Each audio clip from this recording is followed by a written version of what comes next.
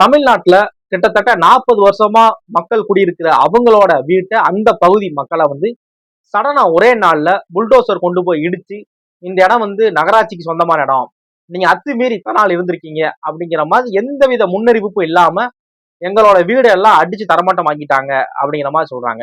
இனிமே நாங்க வாழ்விடத்துக்கு என்ன பண்ணுவோம், எங்களோட பொருள் எடுக்கிறதுக்கே அனுமதிக்கல, எங்களோட திங்ஸ் எடுக்கிறது எங்களோட உடைமைகள் எடுக்கிறதே அனுமதிக்க மாட்டேங்கிறாங்க.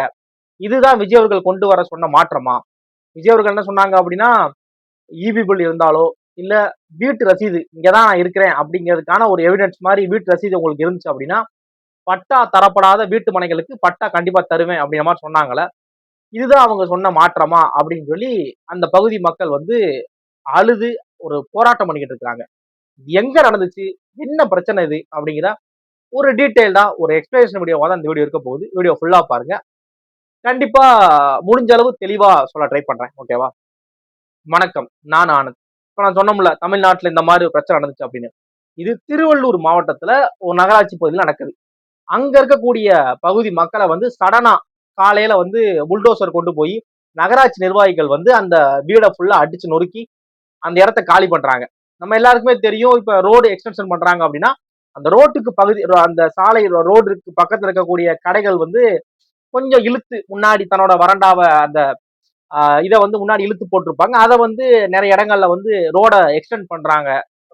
சாலை விரிவாக்கம் பண்ணனால சைட்ல இருக்க அந்த கடைகள் எல்லாம் காலி பண்ணாங்க அப்படிங்கிறத நம்ம பார்த்திருக்கோம்.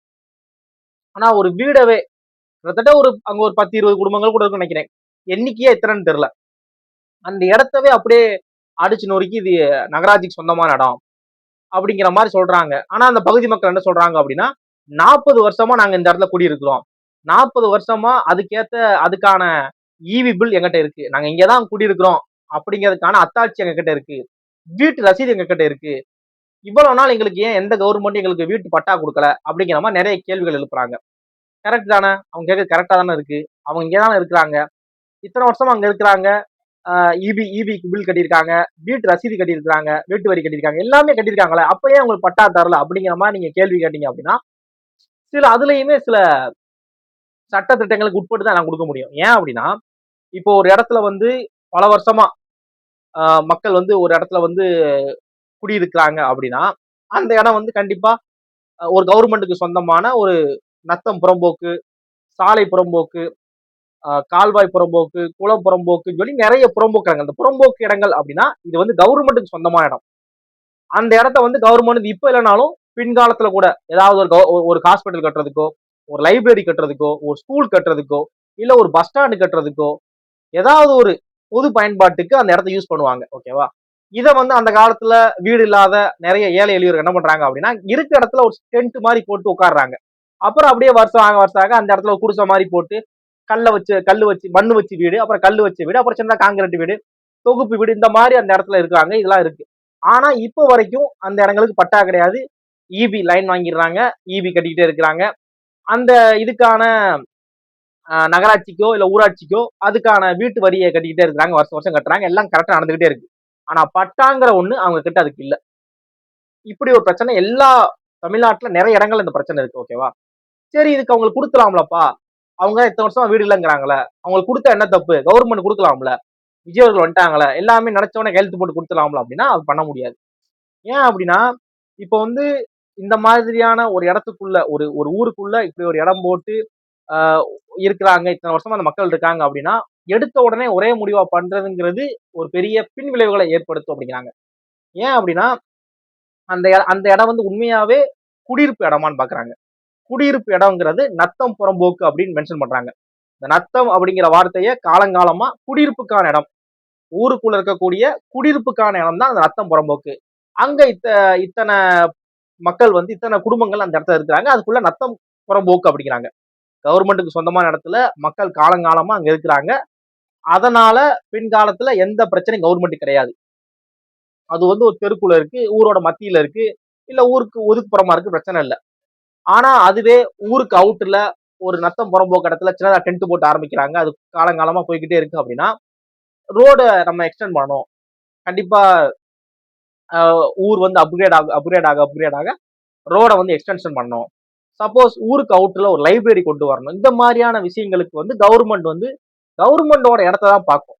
இந்த ஊர்ல இந்த ஒரு கிராமத்துல நம்ம வந்து புதுசா ஒரு ஜிம்மு கொண்டு வரோம், இல்ல ஒரு கிரவுண்டு கொண்டு வரோம், ஒரு விளையாட்டு மைதானம் கொண்டு வரோம், இல்ல ஒரு ஒரு ஒரு சுகாதார நிலையம், ஒரு ஆரம்ப சுகாதார நிலையம் இருக்கு, அதை விட கொஞ்சம் பெருசா ஒரு ஒரு ஹாஸ்பிட்டல் கவர்மெண்ட் ஹாஸ்பிட்டல் கொண்டு வர ட்ரை பண்றோம், இல்ல ஒரு லைப்ரரி கொண்டு வரோம், இல்ல ஒரு பெரிய லைப்ரரி கொண்டு வரோம், இப்படிலாம் ஏதாவது ஒரு திட்டத்தை இம்ப்ளிமெண்ட் பண்ண நினைக்கிறாங்க அப்படின்னா அதுக்கு அவங்க வந்து நம்ம கவர்மெண்ட் இடம் அங்க இருக்கான்னு பார்ப்பாங்க. அந்த கவர்மெண்ட் இடம் வந்து இப்போ சப்போஸ் அந்த இடத்துல வந்து காலங்காலமா ஒரு பகுதி மக்கள், ஒரு குறிப்பிட்ட மக்கள் வந்து வருஷமா அங்கேயே இருந்து பழகிட்டாங்க, ஒரு 50-60 வருஷமா இருக்காங்க, அவங்களுக்கு வந்து பட்டா கொடுத்தாங்க, ஓகே. இப்போ இந்த மாதிரியான ஒரு திட்டத்தை அந்த ஊருக்குள்ள கொண்டு வரணும், ஒரு நல்ல திட்டம் எல்லாத்துக்கும் பயன்படுற மாதிரியா ஒரு பொது பயன்பாடு திட்டம் கொண்டு வராங்க அப்படின்னா அங்க இருக்கக்கூடிய மக்களை வந்து நீங்க உங்களுக்கு வேற இடம் தரோம், நீங்க இங்க மாறிக்கோங்க, ரோட வந்து எக்ஸ்டென்ஷன் பண்ண போறோம், இங்க ஹைவே வரப்போகுது, இல்ல இந்த இடத்துல கவர்மெண்ட் ஹாஸ்பிட்டல் வரப்போகுது, இது கவர்மெண்ட் கொடுத்த இடம் தானே, இப்போ நீங்க திருப்பி கொடுங்க அப்படின்னா கண்டிப்பா வாங்க வாய்ப்பே கிடையாது. இது வந்து பின்னாடி பெரிய பிரச்சனையை உண்டு பண்ணும், அவ்வளவு ஈஸியா கிடைச்சிடாது. இதுவே கவர்மெண்ட் கிட்ட அந்த இடம் இருக்கு அப்படின்னா கவர்மெண்ட் வந்து உடனே அந்த இடத்துல ஒரு ஏதாவது கவர்மெண்ட் வந்து மக்களுக்கு பயன்படுற மாதிரியான திட்டத்தை உடனே இம்ப்ளிமெண்ட் பண்றதுக்கு யூஸ்ஃபுல்லா ரொம்ப ஈஸியா இருக்கும். அதனால தான் கவர்மெண்ட் வந்து அந்த இடத்துல மக்கள் இப்போதைக்கு குடியிருந்தாலும், இப்போதைக்கு அந்த இடத்துல குடியிருக்கிறாங்க, இல்ல பல வருஷமா குடியிருக்கிறாங்க, 30-40 வருஷமா குடியிருக்கிறாங்க, ஒண்ணுமே பெருசா கண்டுக்க மாட்டேங்கிறாங்க. சப்போஸ் கவர்மெண்ட்டுக்கு அந்த இடம் தேவைப்படுது, ஏதாவது அந்த இடத்துல வரப்போகுது அப்படின்னா உடனே அதை வந்து காலி பண்றாங்க. ஆனா பொதுவா என்ன சொல்றாங்க, ஒரு இடத்த வந்து கவர்மெண்டோட இடத்துல மக்கள் வந்து பல வருஷமா குடியிருக்கிறாங்க அப்படின்னா அவங்களுக்கு வந்து ப்ராப்பரா முன்னாடியே இன்டிமேட் பண்ணணும்.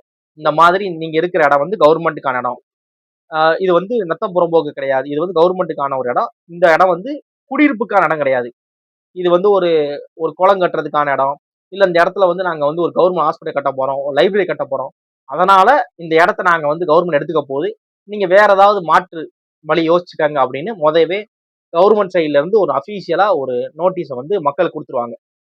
அவங்க அதுக்கேற்ற மாதிரி ப்ரீ பிளான் பண்ணி நம்ம இருக்கிற இந்த இடத்துல இருந்து வேற ஏதாவது இடத்துக்கு மூவ் ஆயிக்கலாமா, இல்ல வேற ஏதாவது அல்டர்னேட் பிளான் யோசிப்பாங்க, இப்படிதான் பண்ணணும். இன்னொன்னு, மக்களுக்கு வந்து அங்க இருக்கக்கூடிய மக்களுக்கு வந்து ஒரு இப்போ 2-3 குடும்பங்கள் ஓகே, ஒரு ஊரே அந்த இடத்துல இருக்காங்க, இது ஃபுல்லா இது பண்ண போறாங்க அப்படின்னா அவங்க வந்து அப்ஜெக்ஷன் என்ஓசி மாதிரி கொடுக்கணும், நோ அப்ஜெக்ஷன் மாதிரி கொடுக்கணும். ஏன்னா இத்தனை வருஷமா எங்களோட வாழ்வாதாரமே இந்த இடத்துல நம்பிதான் இருக்கு அப்படிங்கிறப்ப அவங்க அவங்க வந்து என்ஓசி கொடுக்குறாங்களா அதை யோசிக்க வேண்டியிருக்கு. ஒரு சாதாரண ஏழை எளியவர் இது வரைக்கும் அவங்களுக்கு வீடே கிடையாது, இத்தனை வருஷமா அவங்களுக்கு வீடே கிடையாது, இருக்கிற இந்த இடம் மட்டும்தான் அவங்களுக்கான இடம் அப்படிங்கிறத யோசிக்கணும், எல்லாம் பண்ணணும். அப்படிலாம் பண்ணாதான் கவர்மெண்ட் வந்து அந்த வீடை வந்து இது பண்ணி இடிச்சு அவங்க இடத்துக்கு யூஸ் பண்ணிக்க முடியும். இதுவே ஒரு கடைகள், ரோடு அப்படின்னா அது பிரச்சனை இல்லை, அது வேற. கமர்ஷியல் பர்பஸ்க்கு யூஸ் பண்றது அது வேற, அதை வந்து அடிச்சு எப்பனா அவங்க இஷ்டத்துல இது பண்ணிக்கலாம். பட் முன்னாடியே இன்ஃபார்ம் பண்ணிட்டு தான் பண்ணுவாங்க, இதான் நடக்கும். ஆனா இங்க இது வரைக்கும் இதுக்கு முன்னாடி இன்ஃபார்ம் பண்ணாங்களா, அப்படி இன்ஃபார்ம் பண்ணதையும் இந்த இந்த திருவள்ளூர் பகுதி மக்கள் வந்து அதை கேட்காம திரும்ப திரும்ப அவங்க பாத்துக்கலாங்கிற இதுல இருந்தாங்களாங்கிறது அபிஷியலா தெரியல. இன்னும் அதுக்கான விளக்கம் கிடைக்கல. மக்கள் என்ன சொல்றாங்க, எங்களுக்கு முன்ன பின்ன இது வரைக்கும் சொல்லவே இல்லை, இப்படி பண்ண போறோம்னு சொல்லவே இல்லை, திடீர்னு வந்து இப்படி அடிச்சுட்டாங்க அப்படிங்கிற மாதிரி சொல்றாங்க.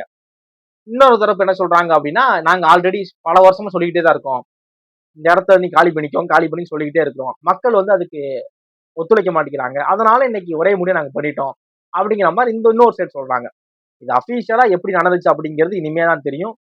இன்னும் என்ன நடக்க போகுது அப்படிங்கிறது பொறுத்து தான் பார்க்கணும். ஆனா இதுதான் விஷயம், பல வருஷமா இருக்கிறாங்க அப்படின்னா நத்தம் புறம்போக்கு அப்படிங்கிற அந்த ஒரு இடத்த வந்து கவர்மெண்ட் கலெக்டர், டிஸ்ட்ரிக்ட் கலெக்டர் அவங்க நினைச்சாலோ, இல்ல வருவாய் கோட்டாட்சியர் நினைச்சாலோ, இல்ல தாசில்தார் நினைச்சாலோ உண்மையாவே இவங்களுக்கு வேற எதுவும் இடம் கிடையாது, பல வருஷமா இங்கதான் இருக்கிறாங்க, இவங்களுக்கு இருப்பிடம்னு ஒண்ணு இல்லவே இல்லை, இதான் இடம் அப்படின்னு நினைக்கிறாங்க அப்படின்னா அந்த இடம் நத்தம் புறம்போக்கா இருக்கிற பட்சத்துல, குடியிருப்பு பகுதியா இருக்கிற பட்சத்துல சரி அவங்களுக்கு பட்டா கொடுக்கலாம் அப்படின்னு தாசில்தாரோ, வருவாய் கோட்டாட்சியரோ, மாவட்ட ஆட்சியரோ அவங்களுக்கு கொடுக்கலாம்.